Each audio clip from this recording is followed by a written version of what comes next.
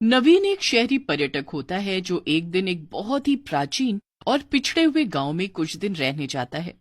तभी जब वो रास्ते में एक हाथगाड़ी पर सवार होकर अपने मकान की ओर जा रहा होता है। अरे भाई साहब, नए लग रहे हो गांव में। हाँ काका, मैं एक पर्यटक हूँ और इस गांव में घूमने आया हूँ। काफी सुंदर गांव है ये, पहाड़ों और नदियों से घिरा हुआ। साहब, जितना सुंदर दिखता है उतना ही डरावना भी है। बस एक सहूलियत देता हूँ, रात को सोने से पहले अपने घर के बाहर एक अच्छा सा पकवान बनाकर रख देना, वरना बहुत बुरा होगा। क्या? ये आप क्या कह रहे हैं काका? मैंने तो घूमते वक्त ही बाहर से खाना खा लिया था। फिर भी मैं जो कह रहा हूँ वो कीजिए, वरना आप बहुत बुरी तरह पछताएंगे। इस गांव में भूखी चुड़ैल का वास है। क्या कहा? भूखी चुड़ैल? नवीन उस हाथगाड़ी वाले की बातों पर विश्वास नहीं करता और बिना बाहर खाना रखे ही सो जाता है। जब वो अपने मकान के कमरे में सो रहा होता है, तभी अचानक से रात के 2 बजे दरवाजे पर खटखट होती है। नवीन खिड़की से झांक कर देखता है, तब दरवाजे के बाहर कोई भी नहीं होता। अजीब बात है, कोई भी नहीं है। फिर रात के 2 बजे कौन दरवाजा नॉक कर रहा होगा? खैर, शायद मेरे कान ही बज रहे होंगे। चलो सो जाता हूँ। नवीन सोने जा ही रहा होता है कि तभी फिर से उसका दरवाजा बजता है। खाना दे, जल्दी से मुझे खाना दे, मुझे भूख लगी है, खाना दे। ये क्या? ये तो एक चुड़ैल है। नहीं, हाथी गाड़ी वाले काका ने जो कहा था वो सच ही था। अब मैं क्या करूं? मेरे पास तो इसे देने के लिए कुछ भी नहीं है। नवीन बहुत परेशान हो जाता है। तभी वो चुड़ैल उसके घर के अंदर घुस आती है। नवीन नजर घुमाता है तो वो देखता है कि वो उसके कमरे की अलमारी पर बैठी हुई है।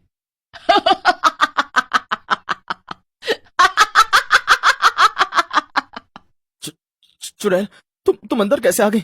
निकल जाओ यहाँ से। तेरी इतनी हिम्मत, तू मुझे निकलने का आदेश देगा? मैं एक सर्वशक्तिशाली चुड़ैल हूँ और आज तूने इस गांव का नियम तोड़ा है। नियम? कैसा नियम?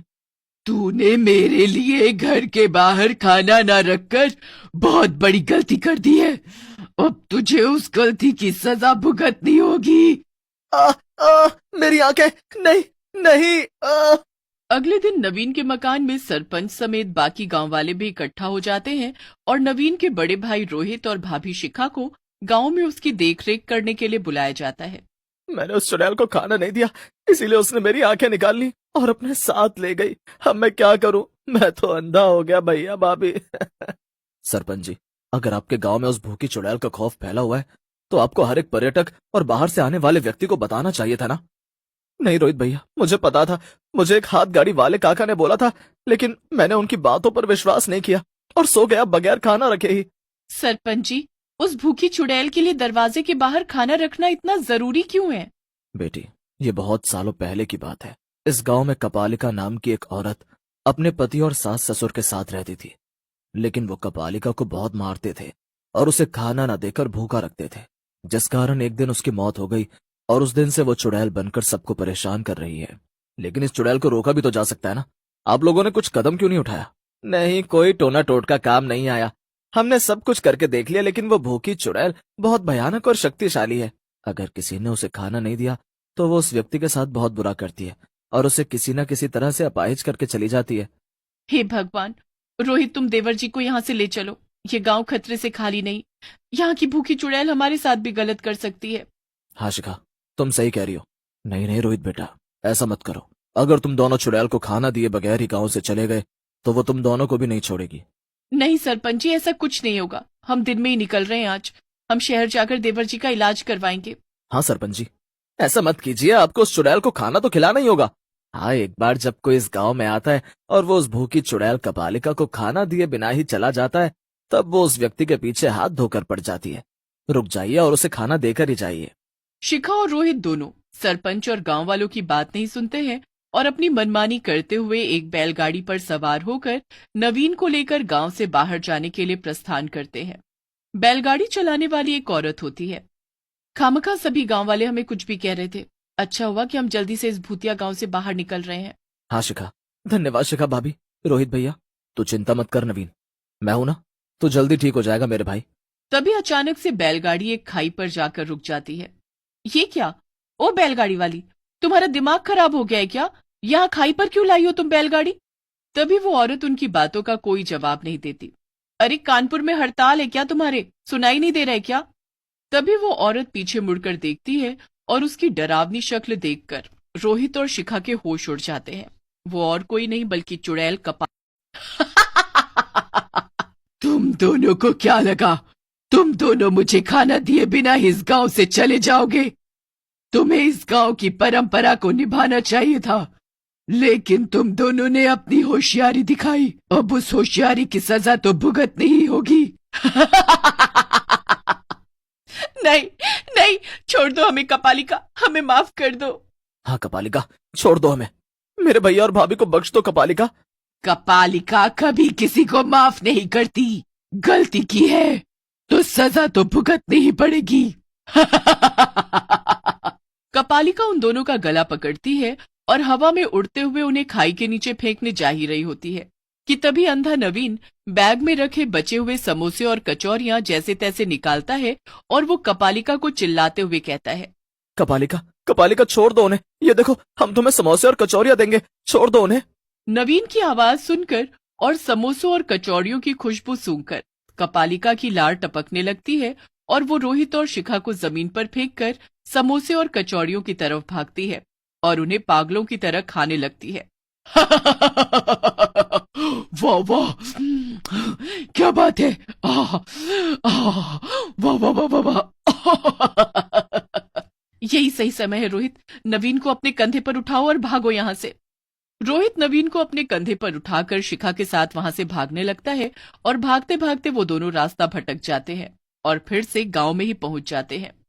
ओ नो, अब हे भगवान, अब हम क्या करें? हम तो फिर से गांव में ही लौट आए हैं। अब हमारे पास यहाँ रुकने के अलावा और कोई रास्ता नहीं है। शाम के 6 बज चुके हैं शिखा। शिखा और रोहित अपने साथ घटी हुई घटना के बारे में सरपंच और गांववासियों को बताते हैं। तभी एक गांववासी उन्हें एक थाली भरकर अच्छे अच्छे पकवान बनाकर देता है। ये लीजिए, ये मेरी घरवाली ने खाना बनाया है। ये थाली रात को सोने से पहले दरवाजे के बाहर रख देना, और हाँ, सुबह 6 बजने के बाद ही अपना दरवाजा खोलना। ठीक है, धन्यवाद भाई साहब। मैंने आप दोनों से कहा था कि उस चुड़ैल को खाना देते हुए जाना।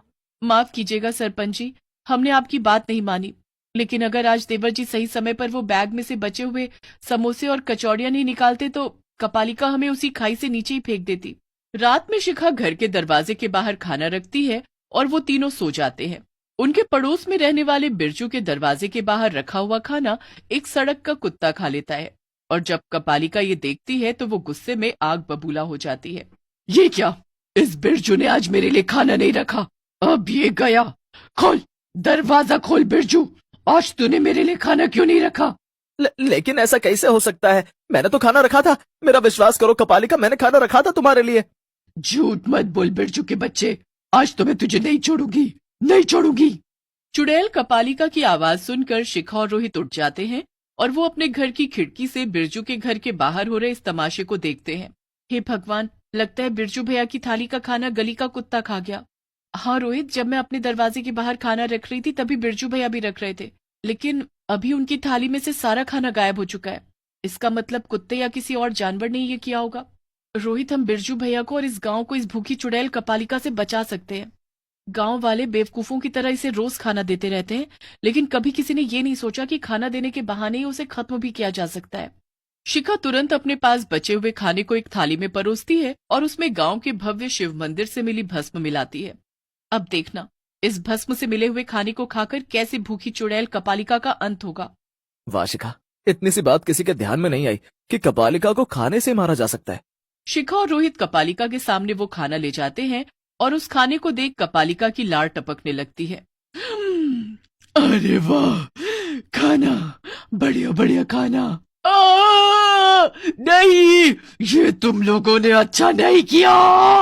सभी गांव वाले कपालिका की इतनी तेज आवाज सुनकर जाग जाते हैं और वहां इकट्ठा हो जाते हैं। शिखा बेटी, आज तुमने वो कर दिखाया जो हम अनपढ़ गांव वाले कभी नहीं कर पाए। कभी कभी हम इंसान भी किसी पहेली को सुलझाने के लिए दुनिया भर की तिकड़म लगा लेते हैं, लेकिन असल में उस पहेली का हल तो बहुत आसान ही होता है। धन्यवाद शिखा भाभी, आपने इस गांव को उस भूखी चुड़ैल के कहर से मुक्त किया है। कपालिका जलकर राख हो जाती है। इस तरह अंत में भूखी चुड़ैल खत्म हो जाती है, जिसके बाद रोहित और शिखा शहर जाकर नवीन का इलाज करवाते हैं और साथ ही उस गांव में सभी लोग बिना किसी डर के आराम से रहने लगते हैं।